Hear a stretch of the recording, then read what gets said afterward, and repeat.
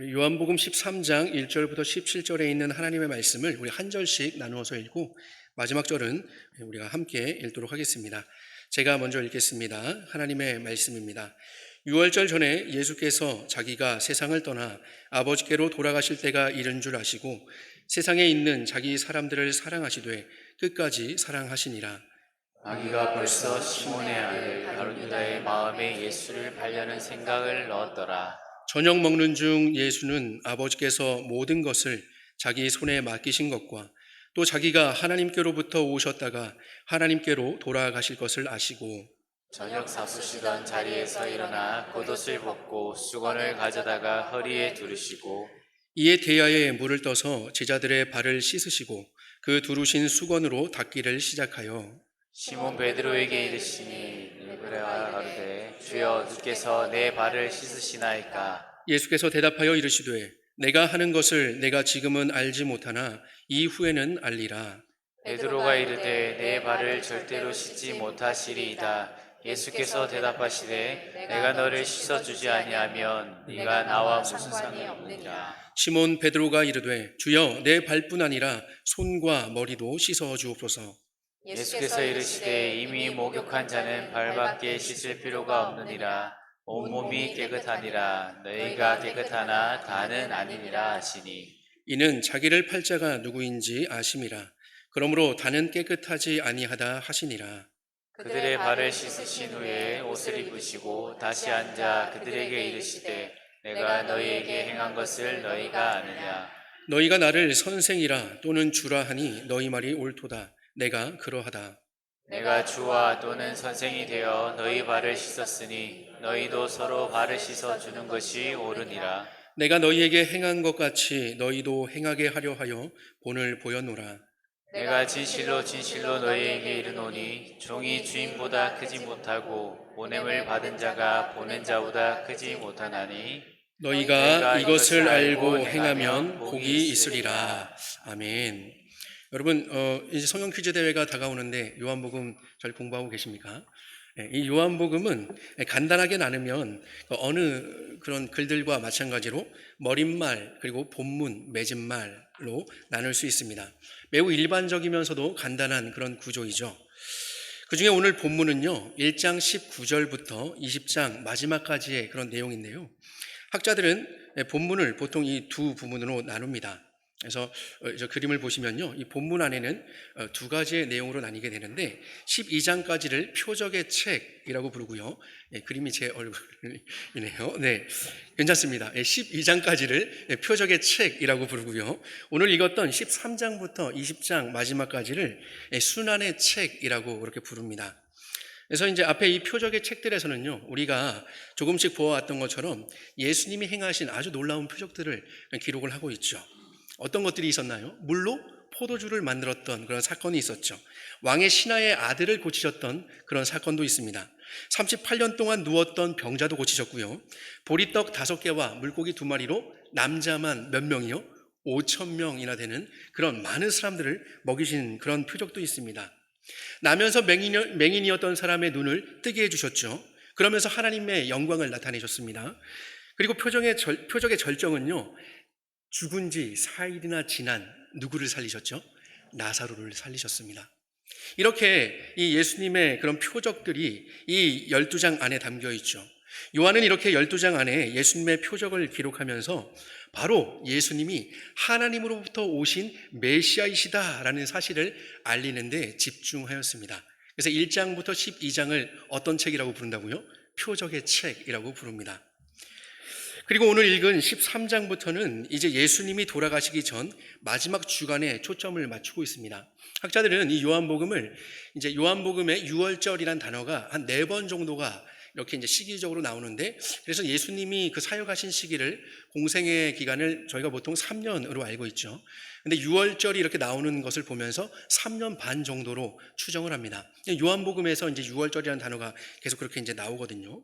그래서 1장부터 12장을 보면 예수님의 그 3년 반이라는, 혹은 뭐 3년이나 길게는 3년 반이라는 시간에서 3년이 넘는 시간을 거기에 초점을 맞추고 있다면, 이제 이 13장 이후부터는 예수님이 돌아가시기 전 마지막 주간에 대해서 아주 집중해서 길게 쓰고 있죠.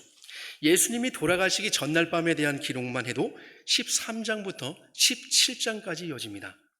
그리고 잡히시고 돌아가시는 내용은 18장과 19장에 쓰여 있고요. 20장 한 장에서만 예수님의 부활을 전하고 있죠. 그러니 13장부터 19장까지 무려 7장에 걸쳐서 예수님의 그 24시간의 그 순환을 기록하고 있는 것입니다. 그만큼 이 요한은 예수님의 순환을 매우 자세하게 전하면서 바로 이 예수님이, 바로 이 순환을 당하신 예수님이 세상이 멸망당하지 않고 구원을 얻게 하시는 분이다라고 소개를 하죠. 근데 요한은요, 그런 예수님의 순환의 소식을 단지 예수님의 어떤 영웅담처럼 그렇게 제시하지 않습니다. 순환을 당하면서도 세상을 구하는 정말 멋진 어떤 그런 히어로, 영웅처럼 그렇게 그리지 않는다는 것이죠. 왜냐하면 예수님의 순환은요, 구원을 향하고는 있지만 예수님의 그 구원은 자기 사람들에 대한 특별한 사랑의 표현이자 증거이기 때문입니다. 이 순환의 책을 시작하는 본문 1절에서 요한은 이렇게 기록을 하죠. 특별한 사랑의 내용이니만큼 한번 같이 읽어봤으면 좋겠습니다. 1절을 한번 같이 읽어보겠습니다. 시작. 유월절 전에 예수께서 자기가 세상을 떠나 아버지께로 돌아가실 때가 이른 줄 아시고 세상에 있는 자기 사람들을 사랑하시되 끝까지 사랑하시니라. 아멘. 예수님은요, 곧 세상을 떠나서 아버지께로 돌아가실 때가 이르렀다라는 것을 아셨습니다. 그래서 예수님은 이 세상에서 남은 시간이 얼마 없다는 것을 잘 아셨죠. 그래서 우리 예수님은 어떻게 하셨을까요? 맛집을 더 찾아다니셨을까요? 아니면 이 세상에서 기념할 만한 기념품 샵에 가셨을까요? 그러지 않습니다. 우리 예수님은요, 세상에 있는 자기 사람들을 사랑하시되 어떻게 해요? 끝까지 사랑하셨습니다. 떠나실 때가 되어서 이제야 이 골칫덩이들하고 좀 헤어지는구나 이렇게 하지 않으시고요. 우리 예수님은 오히려 더 극진히 그들을 사랑해 주셨다라고 표현하고 있죠. 성공의 사제이지만 우리의 신앙과 매우 닮아 있는 그 존 찰스 라일이라고 하는 그런 주교가 있는데 우리는 아마 J.C. 라일로 아마 잘 알고 계실 거예요. 이 주교는요, 이런 예수님의 특별한 사랑에 대해서 이렇게 기록을 하였습니다. 제자들이 불과 몇 시간 안에 수치스럽게 예수님을 버리고 그들의 나약함과 병약함을 곧 드러낼 것을 너무나도 잘 아셨음에도 불구하고 우리 복되신 주님께서는 제자들을 사랑하고자 하는 생각을 멈추지 않으셨습니다. 라고 그렇게 기록을 하였죠. 이것이 바로 예수님의 자기 사람들에 대한 특별한 사랑, 즉 자기 사람들을 사랑하시되 끝까지 사랑하시는 그런 사랑이었습니다.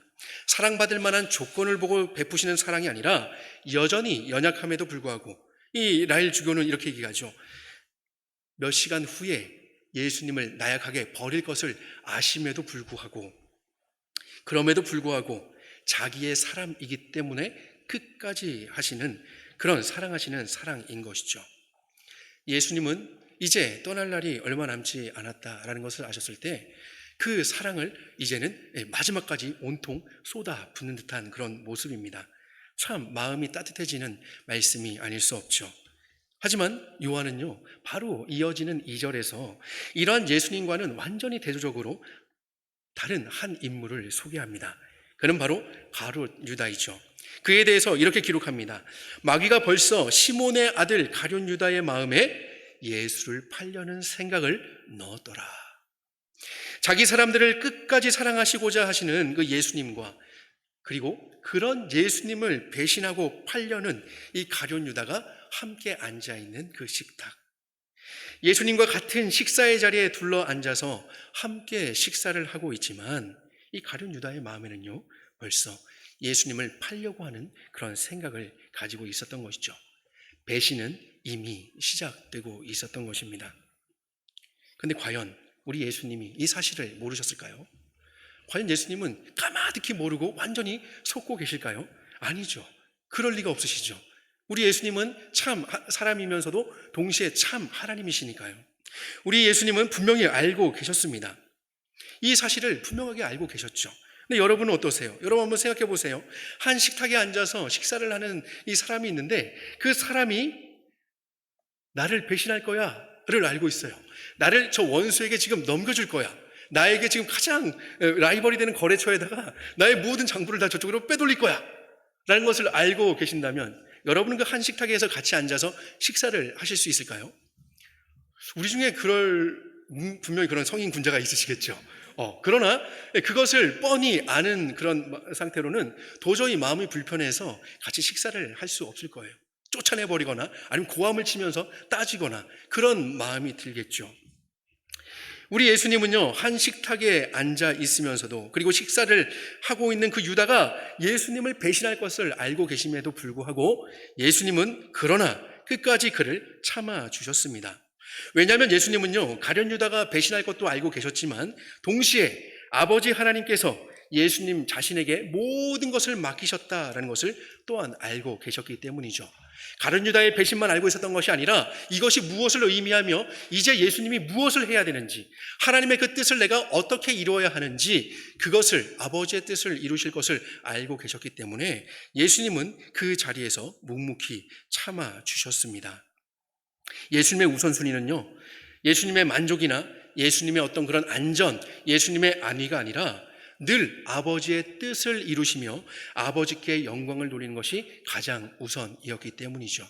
우리 예수님의 이 땅에서의 삶은요, 늘 하나님의 그 뜻에 초점을 맞추고 하나님의 그 계획에 초점을 맞추며 살아가는 그것이 가장 우선이 되었기 때문에 예수님은 그 배신의 자리임에도 불구하고 그러나 더 큰 뜻을 알고 계셨기 때문에 참아내셨습니다. 그런데 저녁 식사 중에요, 갑작스러운 일이 일어났습니다. 예수님이 저녁 식사를 하시는 중에 갑자기 자리에서 벌떡 일어나시는 거예요. 그리고 겉옷을 벗으셔서 내려놓으시는 것입니다. 아니, 왜 예수님은 갑자기 식사를 하시다가 일어나셔서 겉옷을 벗으시고 그리고 그렇게 옷을 내려놓으실까요? 이 제자들이 눈치챌 겨를도 없이 예수님은요, 겉옷을 벗어놓으신 후에 수건을 가져다가 허리에 두르셨습니다. 그리고는 대야에 물을 떠서 제자들의 발을 한 명 한 명 씻기고는 수건으로 정성껏 닦아주셨죠. 우리는 고대 시대의 그 신분제도를 경험해 보지 못했기 때문에 이 장면을 글로만 읽고 있어서 이것이 얼마나 충격적인 일인가를 그렇게 크게 와닿지 않을 수 있습니다. 또 본문 안에서도요, 또 예수님이 겉옷을 내려놓으시고 또 수건을 이렇게 두르신 후에 이 대야에 물을 떠서 제자들의 발을 이렇게 씻어 주시는 동안에 제자들의 특별한 반응이 없기 때문에 이것이 그렇게 큰 일인가 싶을 수 있어요. 하지만 이것은 굉장한 일입니다. 이 제자들이 특별한 반응이 없었던 것은 아마 이제 좀 추측을 해볼 때 그 상황에 너무나도 놀라서 그냥 가만히 예수님이 하시는 대로 그렇게 있었던 것이 아닌가, 그렇게 이제 생각해 보게 되는 것이죠. 하지만 우리의 기대를 저버리지 않는 베드로가 여기에서 또 한 건을 합니다. 그렇게 예수님이 제자들의 발을 한 명 한 명 씻어주시고 또 닦아주시면서 베드로의 앞에 이르렀을 때 베드로가 6절과 같이 예수님께 말씀을 드리죠. 주여, 주께서 내 발을 씻으시나이까? 이 부분을 새 한글 성경에서는요, 이렇게 번역을 하였습니다. 주님께서 저의 발을 씻어주시려는 것입니까? 아니, 다른 사람도 아니고 주님께서 제 발을 씻으시려고 하시는 것입니까? 라고 그렇게 따져 묻는 것이죠. 이 베드로의 반응에서 보듯이 예수님께서 제자들의 발을 씻겨주시는 이 일은요, 결코 평범한 일이 아니었던 것이죠. 당시의 정서로는 도무지 납득할 수 없는, 그런 납득하기가 정말 어려운 그런 일이었습니다. 왜냐하면 우리 모두가 다 잘 알고 있는 것처럼 손님의 발을 씻어주는, 그 당시 문화권에서 그 손님의 발을 씻어주는, 그 씻기는 그런 일은요, 그 집의 주인이나 그 집의 그 가족들 중에 한 명이 하는 것이 아니라 종이 하는 그런 일이었기 때문이죠. 게다가 종이 많이 있다면 가장 하찮은 일을 하는 그 종, 가장 신분이, 가장 계급이 낮은 종이 하는 일이 바로 손님들의 발을 씻기는 일이었기 때문이죠.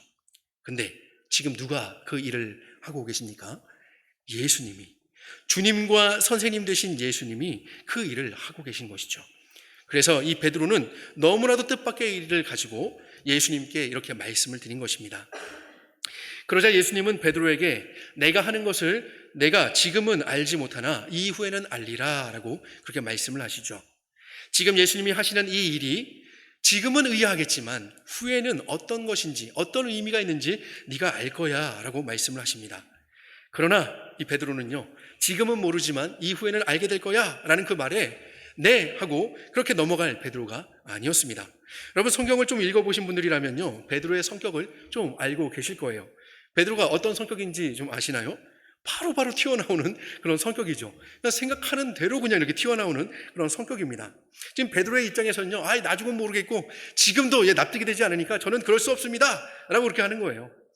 그래서 베드로는 이어서 뭐라고 그렇게 말씀을 드려요, 예수님께. 내 발을 절대로 씻지 못하시리이다 라고 말씀합니다. 다른 놈들은 몰라도 제 발은 절대 안 됩니다, 제발 하면서 절대 안 된다고 그렇게 이야기를 하는 것이죠. 반응에 감사합니다. 예. 네. 그래서 이 베드로는요, 예수님이 자신의 발을 그렇게 씻어주신 것을 극구 거부하고 반대합니다.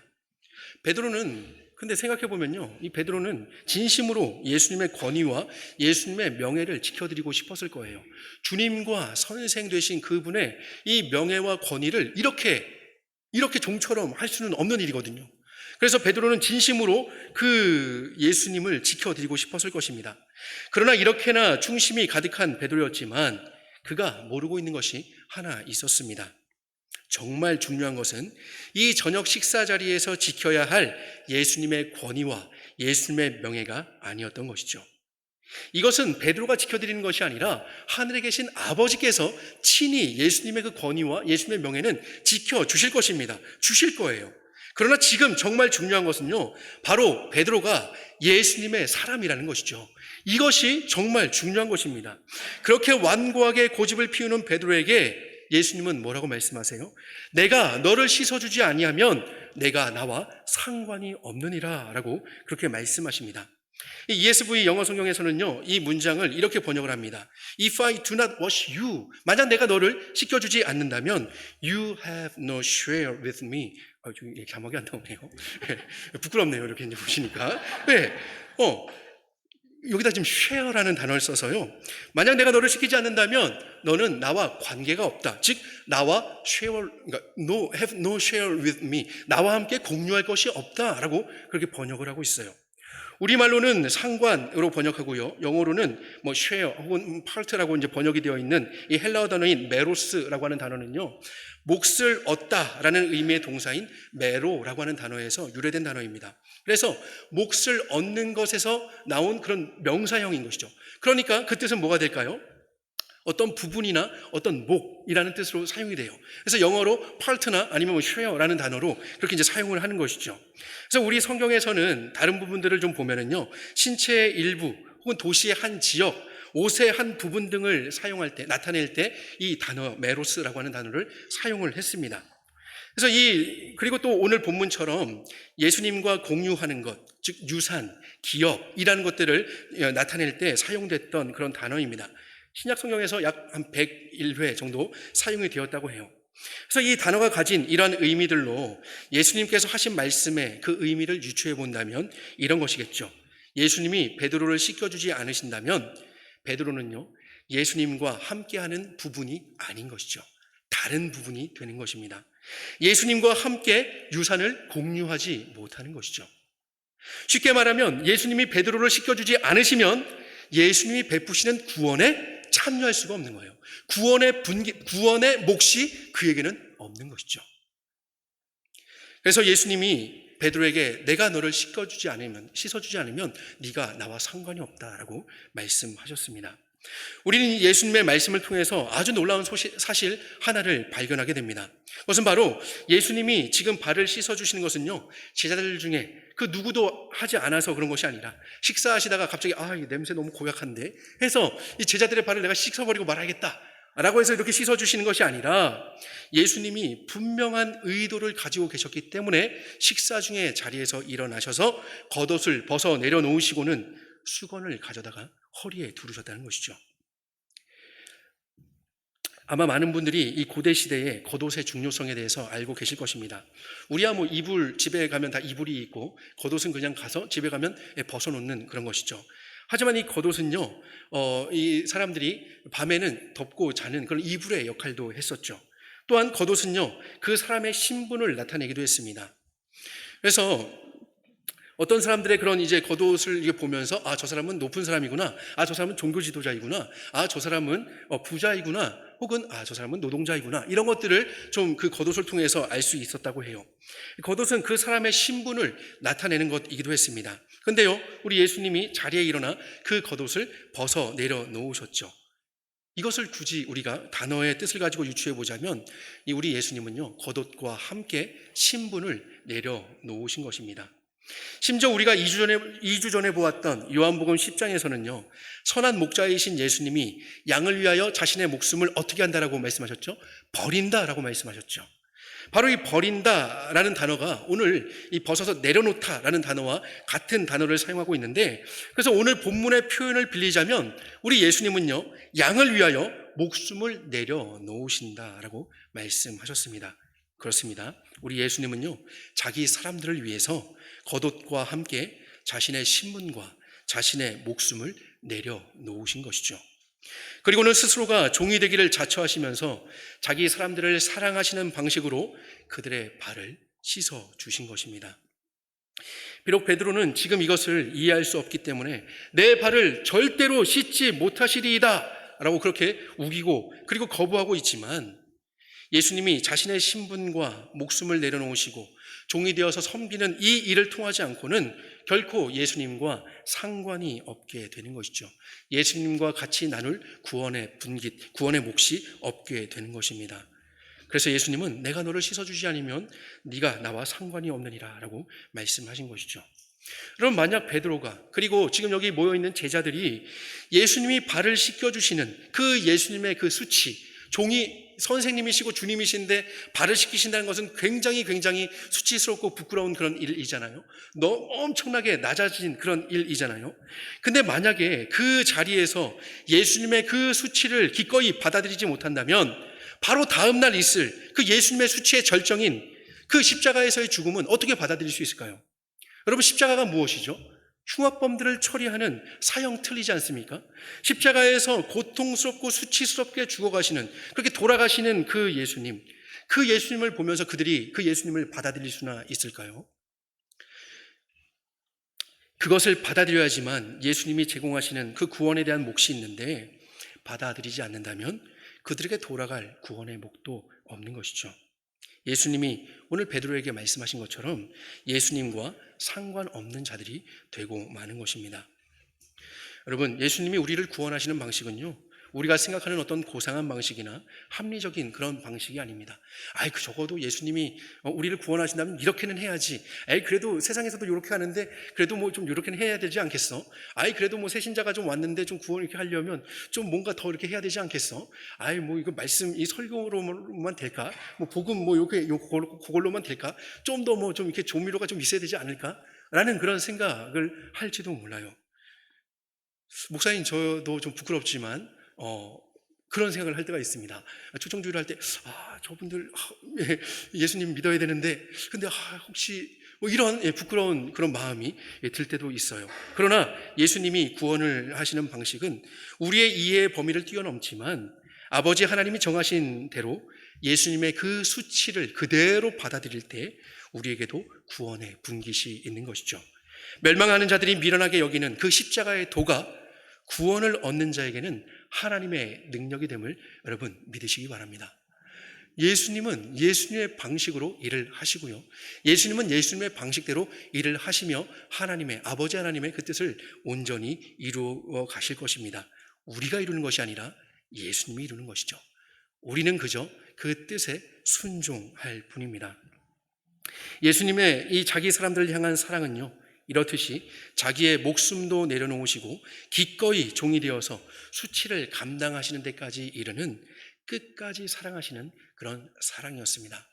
여러분, 여러분의 자녀를 위해서 여러분도 못하실 게 뭐가 있겠어요? 그죠? 정말 그 수치스러운 일이라도 무릎을 꿇어야 한다면 무릎을 꿇을 그런 각오가 되어야 하겠죠. 되어 있지 않습니까?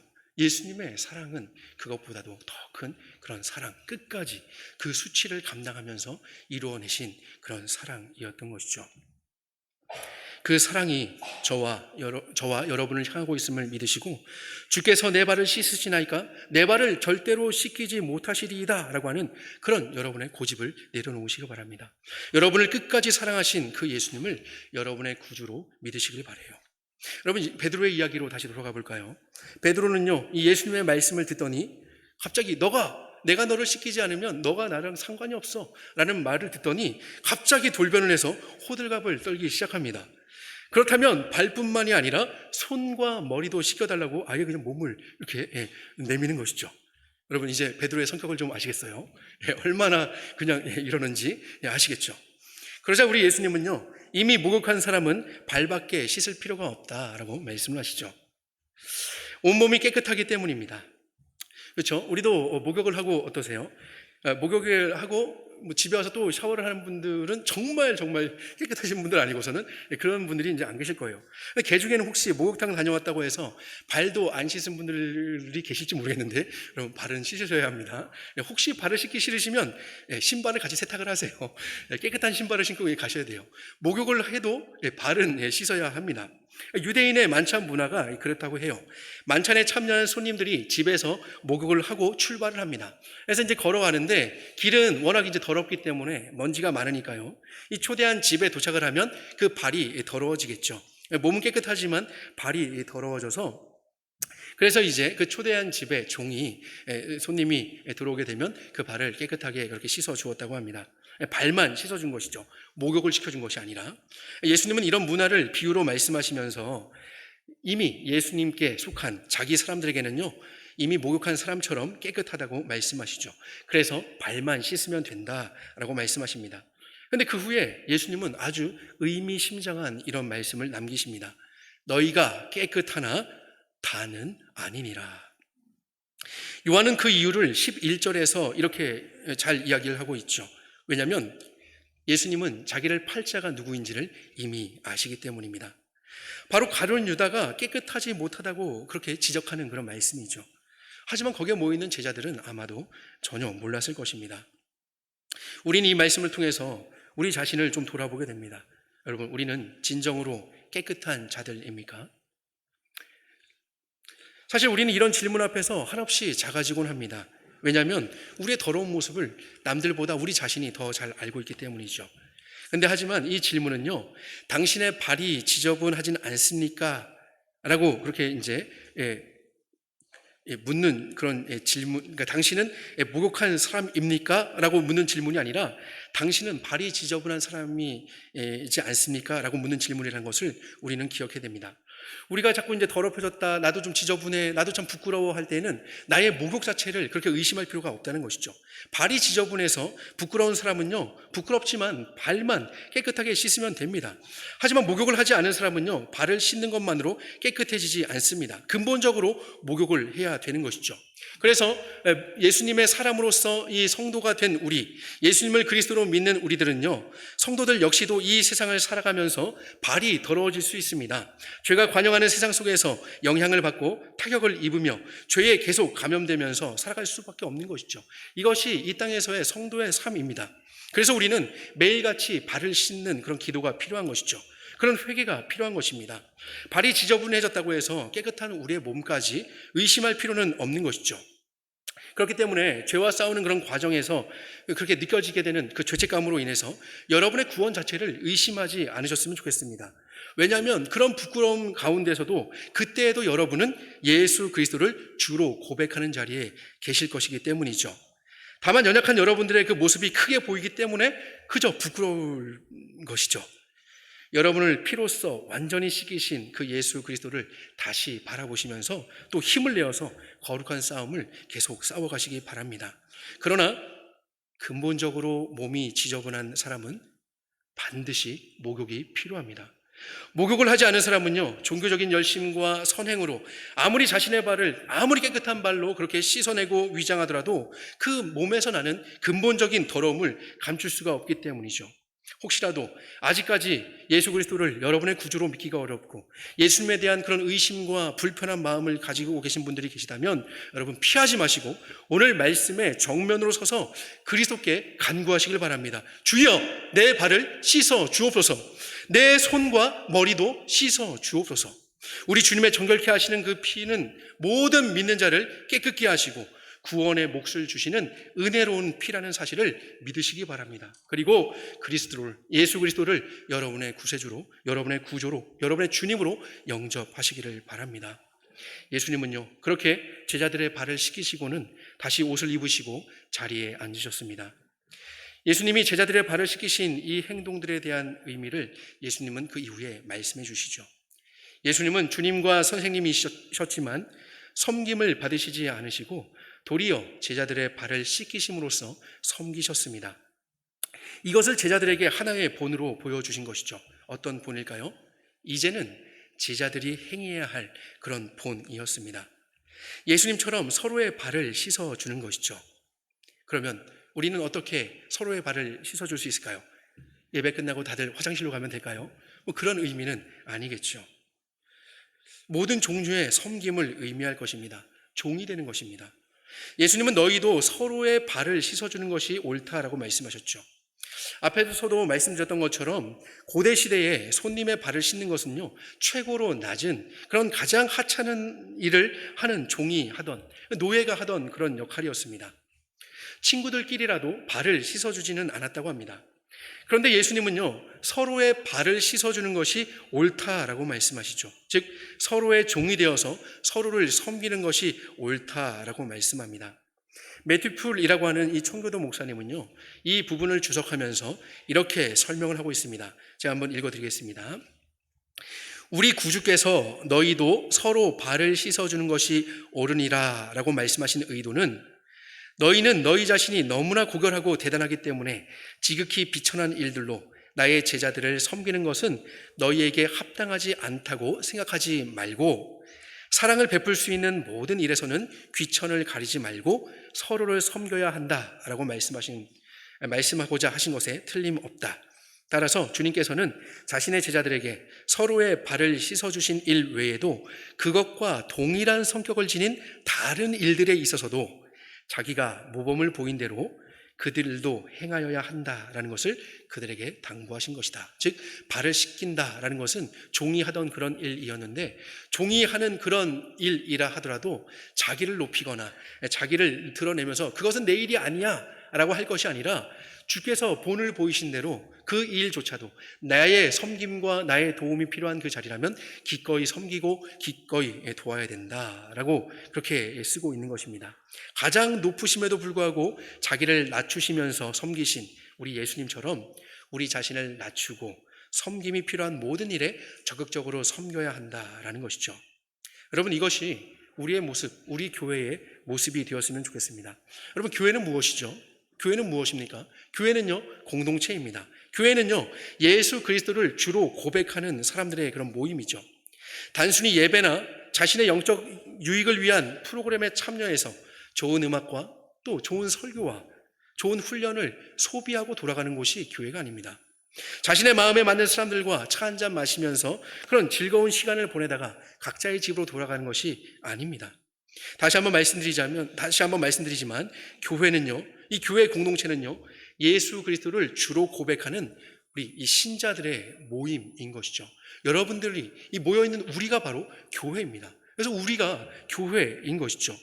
주님과 선생님이 되신 분이시지만 자신을 낮춰서 섬김의 본을 보이셨던 우리 그리스도께서 자신의 피값으로 세우시고 자신의 본을 닮아서 하나님의 나라를 이루며 살아가도록 모으시고 격려하시는 곳이 바로 우리 교회 공동체인 것입니다.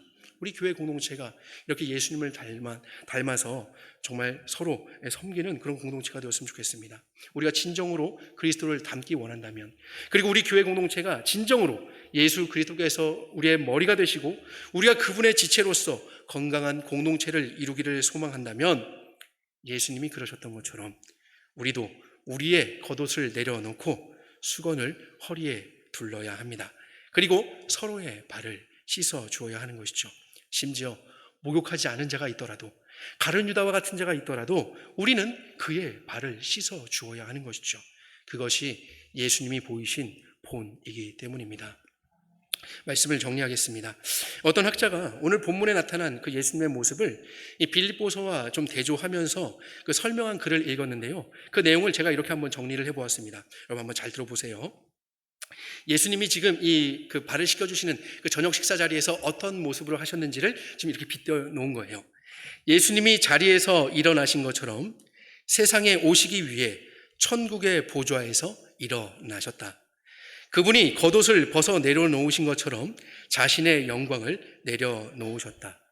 그리고 수건을 가져다가 허리에 두르신 것처럼 자기를 비어 종의 형체를 가지사 사람들과 같이 되셨다. 대야에 물을 부어 제자들의 발을 씻기신 것처럼 십자가에서 자신의 피를 부어 택한 자기의 사람들의 죄를 씻기셨다. 그리고 모든 씻기시는 이 모든 일을 마치신 후에 다시 일어나 자리에 앉으신 것처럼 그분은 죽으심으로써 구원의 사용을 완성하시고는 부활하신 후에 하나님의 우편에 앉으셨다. 여러분, 이것이 우리 예수님입니다. 저와 여러분의 발을 씻겨주신 우리 예수님은요, 천국 보좌에서 일어나 하늘의 영광을 내려놓으시고 종의 형체로 십자가에서 물과 피를 흘리신 분이십니다. 그러나 그것이 우리 예수님의 끝이 아니셨죠. 그분은 죽음에서 일어나서 부활하신 후에 하나님 우편에 앉으셨습니다.